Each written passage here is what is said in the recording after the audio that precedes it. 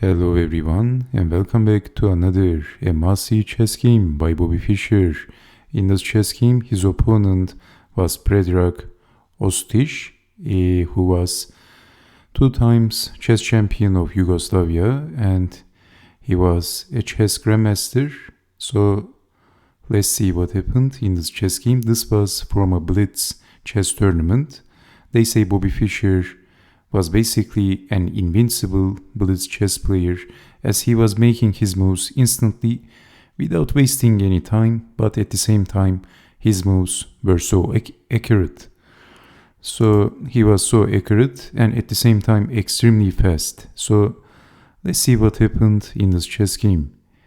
Fischer starts the game with e4, we have c5, the Sicilian defense, knight to f3, knight to c6, and we have the open Sicilian, c takes on d4, knight takes on d4, developing the pieces and exchanging the knights, pushing the pawn, kicking the knight back, bishop to c4, bishop to g7, bishop to f4, defending the e-pawn, and black is developing the queen with targeting the e-pawn. So maybe defending the pawn comes to mind, but in this position Bobby Fischer decided to castle, leaving the pawn and sacrificing the pawn, and after queen takes on e5, rook to e1, only the queen has been developed in black's camp, and the black king haven't castled. This is usually not a good sign, and on the other hand, all of the white pieces function, so white is ahead in the development, and black has to choose his moves wisely, especially in a 5 minutes blitz chess game. This could be tricky, and there were no time increments. We have queen to c7. In his notes, Bobby Fischer didn't like queen to c7. He said queen to g7 should have been considered, but we have queen to c7. And Bobby Fischer played the most annoying move possible in this position. Can you see what white can play here? What would you do if you had the white pieces? Okay, so Fischer played queen to d4 and how to defend the rook on h8. So the two possible defenses is blocking the queen with the knight or pushing the pawn, but I'm not even saying what happens if e5. Of course, rook takes. So f6 is possible, and this is what black played.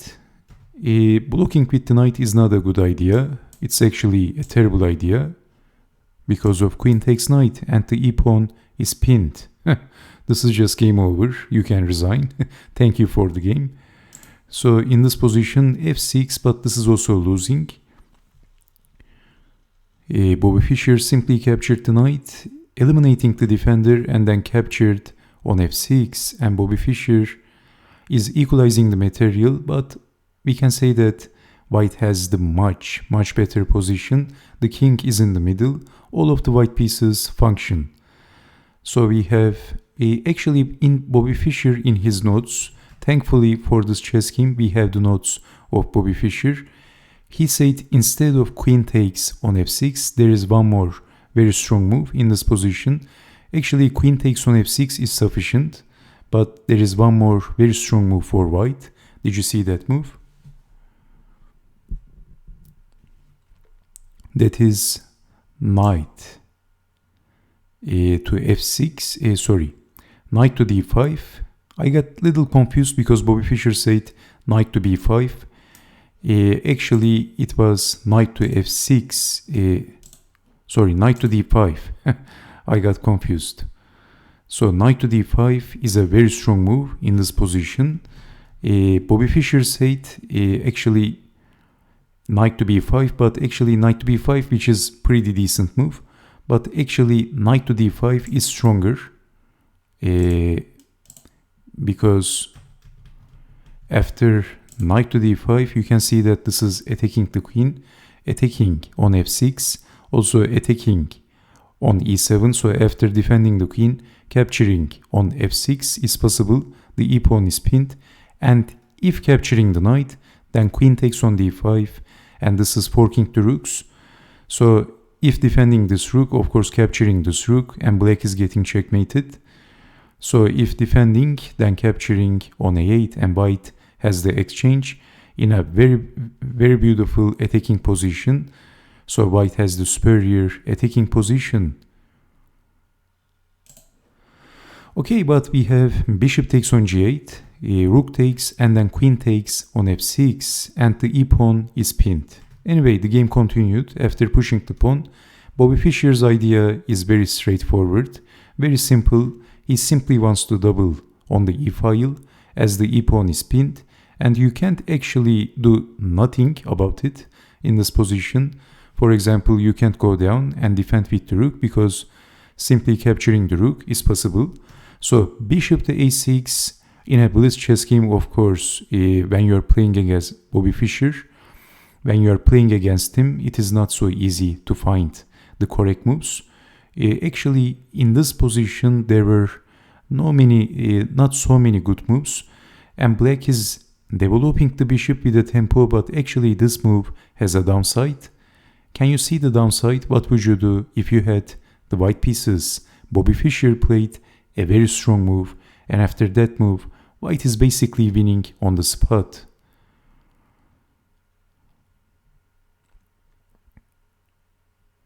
Okay, so did you see knight takes on d5? Exclamation point. Very beautiful move. And in this position, black has to accept the sacrifice.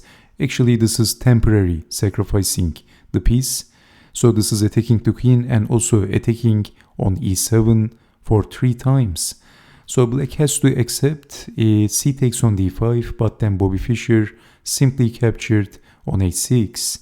And now officially we can say that white is a pawn up and white is easily winning. So Bobby Fischer also has the superior position. The king is in the middle and white pieces are much better. Doubling the rooks, and we have the Alehin's gun. The rook goes down defending, but actually this is just simply very difficult position for black. And after exchanging, Fischer played a very strong move. He is converting to a winning endgame. He played queen to e5, and black has to accept the queen exchange, because if you defend the queen, if you play something like queen over to d7, then queen to h8 is getting checkmated. So this is double threat, both attacking the queen and threatening queen to h8. So exchanging, and white is a pawn up. So rook up, exchanging the rooks, rook to f6, king to f1, and activating the king, which is very important in the endgames. So defending the b pawn and the a pawn, rook over, defending the pawn, checking the king.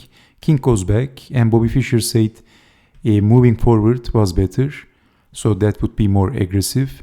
King to e7 should have been considered, said Bobby Fischer.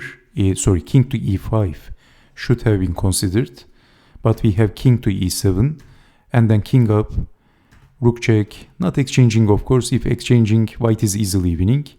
So black has to keep the rooks, checking the king, and Bobby Fischer is getting in. Can you see the threat in this position for white? So if black plays some random move, let's say moving the king in or pushing the pawn, what would you do if you had the white pieces?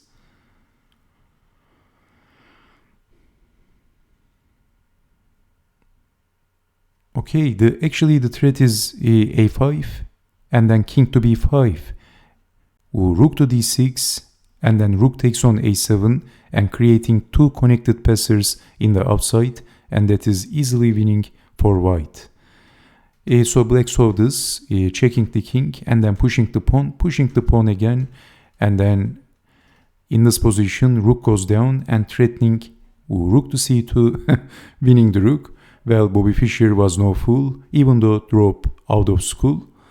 He played king to c5, and of course if rook to c2 check, king to b6, defending the rook. So rook takes on f2, king to b6, pushing the pawn and creating 2 connected passers, and white is much faster. So Bobby Fischer goes down, pushing the pawn and then pushing again. Rook goes behind the pawn, but it is too late.